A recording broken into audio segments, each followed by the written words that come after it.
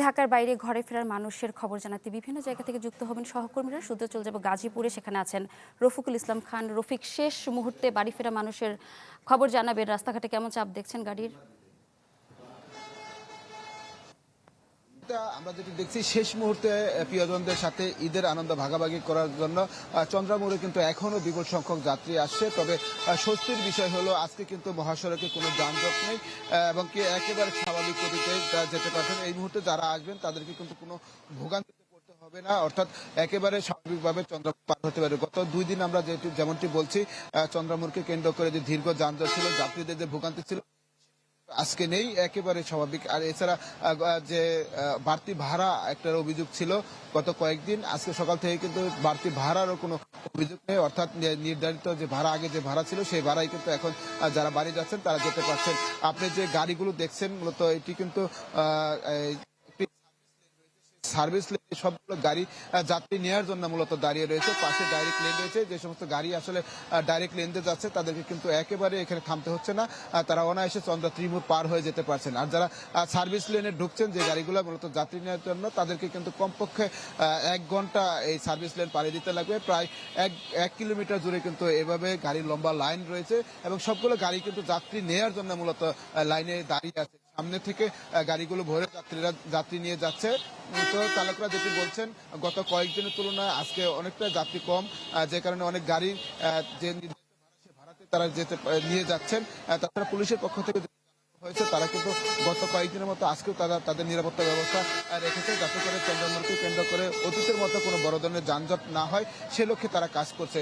গাজীপুরের 2টি মহাসড়ক, একটি ঢাকা টাঙ্গাইল, অপরটি হলো ঢাকা ময়মনসিংহ মহাসড়ক, 2টি সড়কে কিন্তু যান চলাচল করছে স্বাভাবিক গতিতে।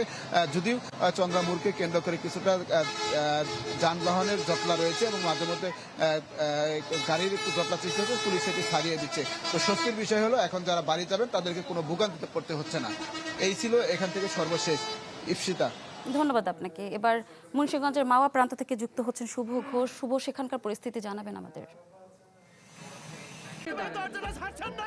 আমি কি কিছু ধরেছি নাকি? আপুটা আপনাকে চেক আউট করছে, জাস্ট কুল থাকুন। ইফসিতা, মাত্র 4 দিনে ঈদের ছুটিতে, অর্থাৎ গত 16 মার্চ থেকে 19 মার্চ পর্যন্ত পদ্মা সেতুতে কিন্তু প্রায় 1.5 লাখের বেশি যানবাহন পারাপার হয়েছে। এতে করে কিন্তু প্রায় 16.5 কোটি টাকার উপরে টোল আদায় হয়েছে বলে কিন্তু সেতু কর্তৃপক্ষ আমাদেরকে জানিয়েছে। আজকের এখনকার পরিস্থিতি যদি বলি, এখন কিন্তু ঢাকা মাওয়া এক্সপ্রেসওয়েতে এক ধরনের শুনশান নীরবতা বিরাজ করছে। আমরা দেখেছি যে গতকালকে গন্তব্যে যেতে পরিবহনের জন্য মানুষ ঘন্টার পর ঘন্টা দাঁড়িয়ে থেকেছে। আজকে কিন্তু বিভিন্ন পরিবহন যাত্রীর জন্য অপেক্ষায় আছে আমরা দেখেছি। অন্য দিক থেকে ফাঁকা টোল প্লাজা কিন্তু আজকে যানবাহনের অপেক্ষায় রয়েছে। সড়কে যেসব যানবাহনের উপস্থিতি লক্ষ্য করা যাচ্ছে, সেসব যানবাহন কিন্তু নির্বিঘ্নে টোল দিয়ে যাচ্ছে। ও গতকালকে বা অন্যান্য দিন আমরা যেটি দেখেছি যে ঈদের ছুটিতে অনেকে যাত্রীবাহী বাসগুলোতে দাঁড়িয়ে গেছে রীতিমতো, টিকিট না পেয়ে বা কিংবা সিট না পেয়ে। আজকে কিন্তু দেখছি যে অনেকটা সিট ফাঁকা নিয়েই কিন্তু আসলে যানবাহনগুলো যাচ্ছে। শেষ মুহূর্তে আপন ঠিকানায় বা নিরে ফেরা মানুষের যাত্রাটা কিন্তু অনেকটাই স্বস্তিদায়ক। তারা বলছে যে যারা যাচ্ছেন তাদের সাথে কথা বলেছি, তারা বলছে রাজধানী থেকে মাওয়া পর্যন্ত 35 কিলোমিটারের এই এক্সপ্রেসওয়েতে কোথাও আজকে তাদের 1 মিনিটের জন্য থামতে হয়নি, অর্থাৎ পুরো সড়কটি কিন্তু ফাঁকা ছিল তারা বলছে। এবং বাড়ি ফেরা এইসব মানুষের চোখে মুখে এক ধরনের উচ্ছ্বাস কাজ করছে। আজকে আমরা দেখেছি যে মোটর সাইকেল এবং যাত্রীবাহী বাসের থেমে থেমে একটা উপস্থিতি কিন্তু টোল প্লাজা এলাকাতে দেখা যাচ্ছে।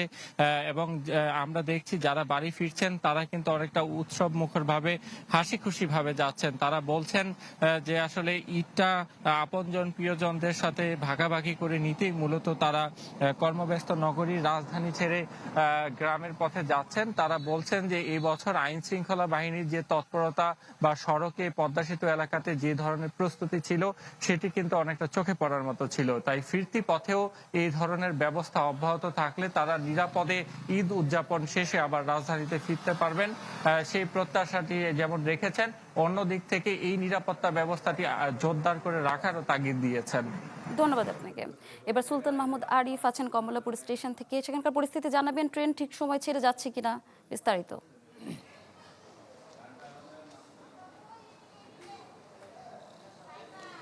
গত কয়েকদিনের তুলনায় তো বটে, এবং আজকে সকালের তুলনায় বলা যায় এখন কমলাপুর রেলওয়ে স্টেশনের যে চিত্র সেটি বলা যায় যে একেবারে ফাঁকা, এবং যাত্রীদের উপস্থিতি বলা যায় যে একেবারে নেই, এবং খুব অল্প সংখ্যক যাত্রী রয়েছে।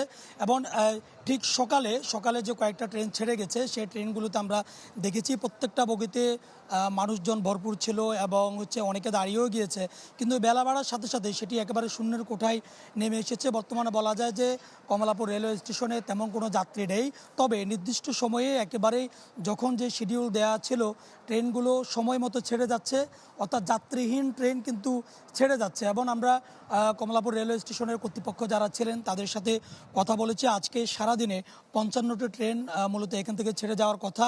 এখন পর্যন্ত 20টি ট্রেন ছেড়ে গেছে এবং 3টি ট্রেন ছেড়ে যাবে না। সেই 3টি ট্রেন বাদ দিয়ে মোট 55টি ট্রেন এখান থেকে ছেড়ে যাবে।